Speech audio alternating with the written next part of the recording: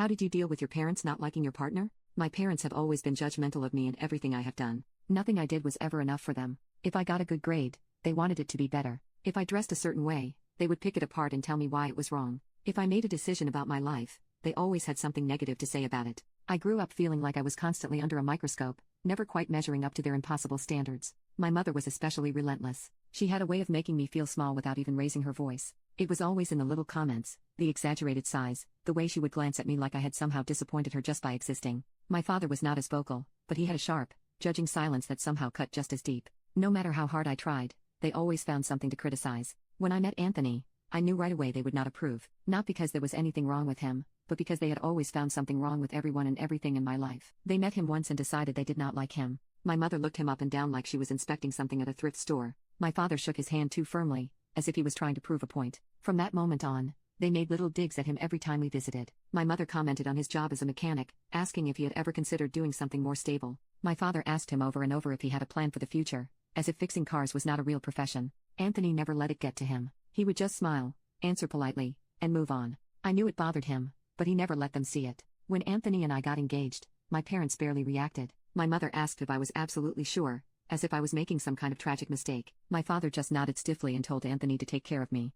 But it sounded more like a warning than a blessing. After we got married, things did not improve. Every visit felt like an obligation rather than something I actually wanted to do. The comments and judgment never stopped, but I had gotten so used to it that I hardly reacted anymore. I had spent my whole life being picked apart, and after years of it, I barely felt it anymore. Then one night, everything changed. We were at my parents' house for dinner, sitting around their dining table while my mother picked apart every single thing about me. She said I looked tired. She said my cooking skills were probably lacking now that I was married because I had always been lazy in the kitchen. She made an offhand remark about how I had gained a little weight since the wedding, saying it in that sickly sweet voice that barely hid the insult beneath it. My father joined in too. He did not say much, but the way he sighed every time I spoke made it clear that he thought I was doing something wrong just by existing. I sat there, holding back tears, feeling myself getting smaller and smaller with every word they threw at me. Anthony had been quiet the whole evening, letting them say whatever they wanted about him just like he always did. But when he saw me start to break, he finally reached his limit. He put his fork down, and the sound of it hitting the plate made everyone stop talking. He pushed his chair back and stood up so fast that it caught me off guard. His voice was calm but firm.